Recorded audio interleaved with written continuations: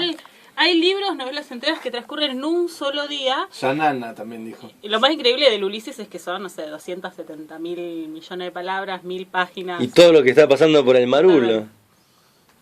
Voy a empezar igual por... Son 3 escritores ingleses de los que voy a hablar. Bueno, ingleses, irlandeses, de por ahí. Del Reino Unido. Del Reino Unido. Bueno, Irlanda creo que es un país independiente igual, no es del Reino Unido. Votaron la última vez que me enteré, ¿te acordás que votaban los irlandeses? No, eran los escoceses. No, eran escoceses, me parece. Votaron Creo seguir creo que Irlanda es independiente, pero igual está todo por los archipiélagos. Está todo por verse. El primero es Malcolm Lowry, que no es tan conocido. No es tan conocido así como de popularidad. Es un escritor que ya murió, por supuesto. Murió en el 47, no, en el 57. En junio del 57 de una interesante mezcla de alcohol con barbitúricos, con etcétera, que lo llevaron a la muerte. Rock and roll, nena. La literatura y el alcohol fueron las 2 pasiones de su vida. Malcolm fue un gran viajero, vivió en Inglaterra, en Francia, en Nueva York, pasó mucho tiempo en México, como 10 años. En realidad 10 años le llevó también a escribir la novela de la que voy a hablar, Bajo el volcán, que transcurre en un solo día, en el Día de los Muertos de 1938. Y cuenta la historia de como una especie de alter ego. Carlos Fuentes lo destaca como uno de los grandes novelistas del siglo XX por sus técnicas narrativas, etcétera. Y una de las cosas interesantes que tenía él es que podía tomar elementos autobiográficos. Hay muchos elementos autobiográficos en sus novelas, hay 4 publicadas y tiene mucha poesía también. Esta novela particularmente, que es como su mayor obra y la monumental, o sea, le llevó más tiempo, la que más le dedicó y la más famosa, fue rescatada gracias a su editor, porque él la reescribió varias veces, estuvo dando muchas vueltas y después un editor la rescató. Hay muchos casos, ¿no? Lo tiraría para algún... No sé si sucedió en algún momento y se me está pasando, pero escuchame a mí, nosotros no movimos un dedo en esta columna, pero sí tocar alguno de los temas de grandes obras o grandes escritores que fueron gracias o a un editor. A un editor, a la esposa, a la novia, a un amante, etcétera, que rescató textos que ya iban a morir, ¿no? Iban a ser parte de la historia, en el sentido de no conocerse. La ética de Spinoza, pero cuando se murió estaba en la mesita de luz y la publicaron los amigos. También era un texto como medio prohibido para esa época de la Inquisición, pero la rescatan los amigos. Él se murió sin verla publicada. Menos se difundió un poco en manuscritos, se la pasó en parte a algunos amigos, pero la publicación oficial fue después de su muerte. La mujer de Stevenson le hizo salvar al Dr. Jekyll y Mr. Hyde de las llamas. En realidad no lo salvaron de las llamas porque ella en la primera lectura le dijo... corazón, mi vida, te quiero mucho, este libro es una porquería. Y él, así con un ataque de furia, lo tiró al fuego y en una semana lo reescribió. Pero también, si no hubiera sido por la mujer de Tolstoy también fue muy férrea, conservadora de alguna de sus obras. El editor de Kafka. Mira, y bueno, yo voy a traer a alguien que suelo traer siempre, aunque me puteen, pero es a Stephen King. No, Stephen King, digo que la mujer le rescató mucho de los primeros textos que tenía. A veces esos rescates son buenos y otros son malos. Depende, a veces los escritores saben por qué no muestran algo, pero si no lo destruyeron es porque algo ahí había, digo yo. Esperan inconscientemente que alguien los rescate. Sí, yo creo que sí. La novela esta, Bajo el volcán, que transcurre en el Día de los Muertos, tiene, como decía, toma elementos autobiográficos de Lowry, porque el protagonista, Geoffrey Firmin, es un ex cónsul británico viviendo en Cuernavaca, que es adicto, es un alcohólico y que está en el mayor bajo fondo que te puedas imaginar, autodestructivo, muchas cuestiones relacionadas con la vida de este mismo escritor, pero está cubierto por capas y capas y capas de una especie de narrativa muy particular y también de simbolismos que lo hacen, no es en un diario íntimo, digamos esto, ni el vómito de mis desgracias, sino que tiene una construcción literaria a partir del lenguaje muy interesante y de lo simbólico trabajado en su obra. La borrachera es con mezcal, la de Jeffrey. Claro, en México, yo te iba a decir, ahí se había quedado 10 años porque se colgó con el mezcal. Lo echaron de México, ¿sabes? Ajá. Lo extraditaron. Increíble. Pero él llega a México, se va a Nueva York intentando, o sea, con su primera esposa, primera o segunda. Perdón, te iba a hacer una pregunta. ¿Él escribía, o sea, su técnica era innata o él estudió, él cultivó su escritura de alguna manera? ¿O fue así no tiene natural? no tengo registro de una formación académica muy sólida, pero sí era un hombre instruido y acá hay una elaboración literaria, ¿sí? No es un borracho que le salió lo que le salió, ¿sí? Más allá del talento natural hay una búsqueda estética y más allá de los estudios formales, digo, hay una búsqueda estética muy particular de esta persona. Y durante esos 10 años que le dedicó la novela también escribió poesía, no tuvo mucho éxito para publicarla, bueno. Después todas esas cosas se fueron rescatando. Es una verdadera caída al infierno el libro, ¿no? De este personaje. Imagínense en Cuernavaca, en la típica fiesta de Noche de los Muertos mexicana, que todos sabemos que se va a la peregrinación al cementerio, las flores, los disfraces, esta invocación a que es el día que salen los diablos. Y ahí va la catarata autodestructiva de este personaje.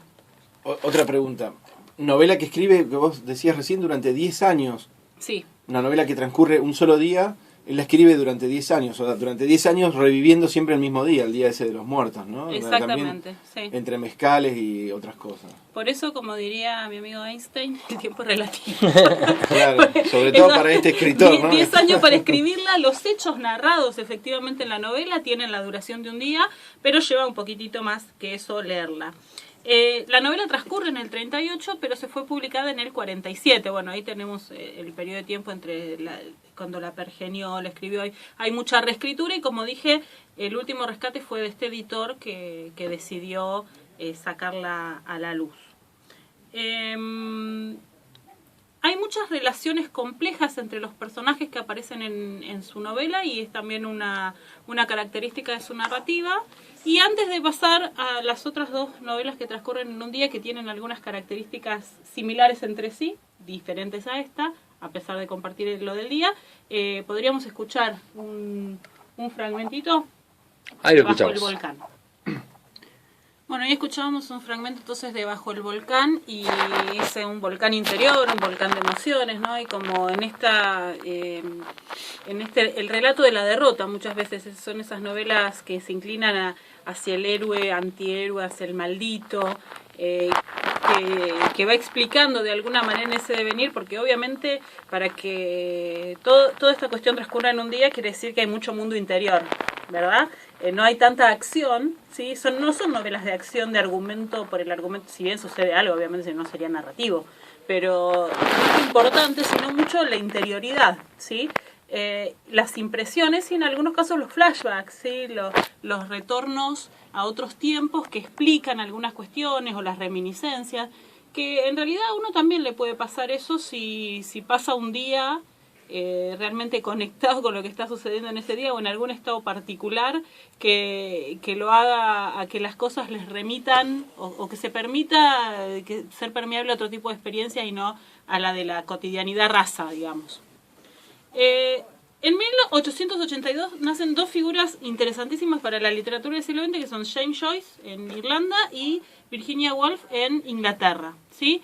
Ambos van a utilizar y no crear, pero sí llevar a un punto como de mucho virtuosismo la técnica que se conoce como el fluir de la conciencia, que en realidad es un monólogo interior modificado por ciertas pautas estéticas de cómo está escrito. O sea, un monólogo interior puede tener más o menos coherencia interna en el sentido de discursivamente, ¿no? Puede estar planteado como los pensamientos muy elaborados desde el exterior o en esta estética de que como van fluyendo se concatenan. En realidad sabemos que igual es una construcción, o sea, nadie capta los pensamientos y no tendría sentido tampoco para la novela. El Ulises de Joyce es esta novela que transcurre el 16 de junio de 1904 y que narra fundamentalmente, si bien toca un montón de personajes, pero narra 24 horas este día en la vida de Leopold Bloom y su amigo Dédalus, ¿sí? Que dicen algunos, simbológicamente, uno es el Joyce joven y otro es el Joyce viejo. Dijo el propio autor de esta novela que le iba a dar inmortalidad, porque muchos años después de su muerte se iban a seguir preguntando qué quiso decir. Lo logró el Vieja del Agua. Y lo logró. Primero fue muy difícil publicarla, ¿sí? Estamos hablando de una novela de 1000 páginas, en una edición común y corriente. La mayoría de las ediciones la edita en 2 volúmenes.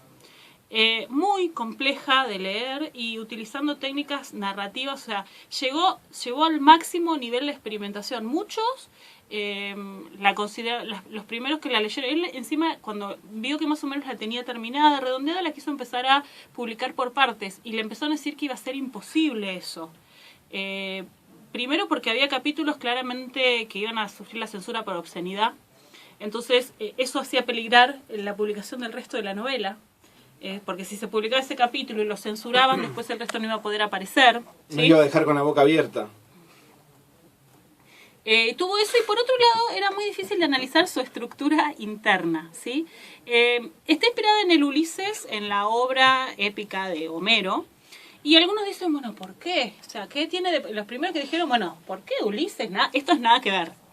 Y bueno, hay que... como lo hace Boyer, sacando capita tras capita. Primero el viaje, ¿no? El viaje que en el Ulises era un viaje de 20 años con un montón de peripecias, etcétera, etcétera. Ustedes que hablaban de mitos hoy, no terminé de coincidir con la definición de mito y leyenda, pero eso... estaría bueno que nos tire después. Hacemos otro paréntesis. Por favor, dale. Y por otro lado, técnicamente, lo que hizo es hacer como un paralelismo entre la Odisea y todos los cantos de la Odisea, que es algo muy geométrico, tiene tantos cantos, eso está en los capítulos, en los 18 capítulos del Ulises, que después le sacó la división por capítulos, le sacó los números, igual tiene estas partes y estos capítulos. Lo que utiliza en cada capítulo es una técnica diferente.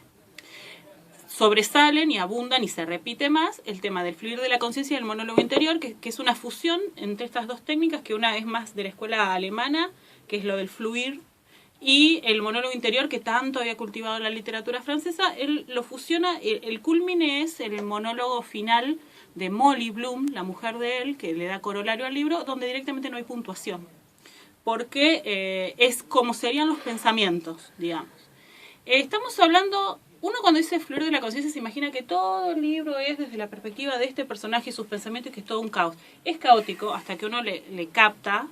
Sí, y sobre todo cuando tuvo que superar estas acusaciones de obscenidad, uno de sus amigos que tenía un mapita que le había hecho él, y le digo, che, cuando te digan que esto es caótico, no, mira, este es el mapa, este es el sentido de la obra. Y publicó eso y se lo mandó a varios medios como para decir, bueno, no es una pavada. Pero lo primero que hicieron es devolverle a mis páginas y decirle, esto es un socotroco, mamotreto, sin sentido, dedicate a otra cosa, internate también, de paso. Hay, obviamente, ¿qué tiene esto? Multiplicidad de puntos de vista. No solo la importancia de la interioridad, ¿sí?, sino los cambios de narradores sin previo aviso. ¿Sí? O sea que hay varios fluires, hasta que vos no calás la obra. Hay varios fluires y el fluir de la conciencia no es la única técnica. Claro. Hay un narrador exterior, hay un narrador omnisciente característico como más lo conocemos, hay diálogos, por supuesto, y están los monólogos interiores, los diálogos interiores, o cuando viste un personaje habla y el otro le contesta pero en su mente. Que te pasará a vos ahora que estás pensando algo sobre lo que yo estoy diciendo, pero no me lo decís. ¿Sí? No soy la persona indicada para que le pregunte, porque yo tengo como 5 adentro. Bueno. No, incluso a veces todos, querida, tenemos más de uno. Y no son coherentes entre sí, ni tienen que ser así. Según Saint-Foucault, no tienen que ser coherentes entre sí. Sí. Estás escuchando una conversación y podés estar pensando en otra cosa o en varias cosas. Sí, o decir que boludo. Que eso pasaba en un funeral. No me manejo con palabras obscenas, dijo el editor de... Bueno, en estos, por supuesto, cubrimos un amplio espectro de lo que era toda la cultura de la época, desde el relato casi cinematográfico de imágenes, mucha búsqueda de esto de las sensaciones, de lo perceptivo, y una concatenación de muchos hechos. Algunos autores les señalan que se ve en el Ulises el odio que tenía Joyce hacia la humanidad, que es un libro pesimista. Humberto Eco decía que él no lo veía así, sino que lo vio más como toda una serie de hechos, que, como en la vida misma, que se chocan, se contradicen, a veces se fusionan, a veces se combinan, a veces andan bien, a veces andan mal, y que en ese universo entero de obra-mundo es donde podemos inscribir al Ulises, que es muy complejo, ¿no es cierto? Hay capítulos, por ejemplo, que es, te das cuenta después, o sea, es un sueño, empiezan a pasar cosas, ¿viste? Empiezan a pasar cosas raras y te terminás dando cuenta que era un sueño del protagonista, ¿sí? Porque claro, de golpe está en la taberna y de golpe lo tiraron por la ventana de la taberna, pero apareció cerca de un río ¿Qué pasó? Ah, no, estás soñando. Bueno, es el fluir de los sueños, también está lo onírico. Como decía, tuvo mucha dificultad. ¿Son Sí. 24 horas de la novela? Sí. Plantea 24 horas. Plantea un día, plantea el 16 de junio de 1904 y el recorrido de Dublín, ¿sí? Por eso... ¿Dónde duerme el personaje en algún momento también? Claro, sí. Claro. Por eso si vos vas a Irlanda el 16 de junio, te podés hacer el tour de Leopold Bloom. Ah, y ¿sí? Vas de la casa donde salió, No que diga. existe, que hay una fotito, todo, al barcito, al otro lado, al cementerio donde hicieron esto, a la plaza donde él veía a las chicas jugar y no sé qué. Después del quinto barcito ya ves todos los personajes afuera de vos. No fue a tantos bares, Leopold. Y además, bueno, la idea es que vayan guiados por alguien que... En el tour sí de hecho se llama el Bloomsday, Claro. que es el día de Leopold Bloom, que En el tour te llevan por muchos más bares. está completamente descripta la ciudad de Dublín y algunos dicen que es, o sea, el Dublín de Joyce es como el Londres de Dickens, ¿sí? O el París de Balzac, minuciosamente descrito. Uno se puede imaginar, el que tiene ese tipo de imaginación, yo no me lo imaginé, porque no, sinceramente, a mí me decís, bueno, me pones acá, dentro de este edificio, me decís, che, ¿cómo llegó la anónima? Y lo tengo que pensar mucho la indicación, no es mi tipo de inteligencia lo arquitectónico, Ajá, el geográfico. GPS no. La ubicación, y culpa de mi maestra de primer grado, que digo que me enseñó mal los puntos cardinales, y a partir de ahí todo fue en bajada. Yo no me lo imaginé tan bien como se lo imagina otra gente que sí tiene este tipo de imaginación. Bueno, esta novela obviamente ha pasado de ser defenestrada a ser admirada. Algunos dicen que es la mayor novela del siglo XX.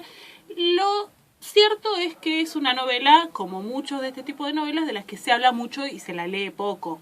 Digo, muchos la han leído, pero últimamente es como la novela que queda bien decir que uno leyó. Es como Borges. Es como En busca del tiempo perdido de Proust, que son como 7 novelas. Nadie leyó las 7.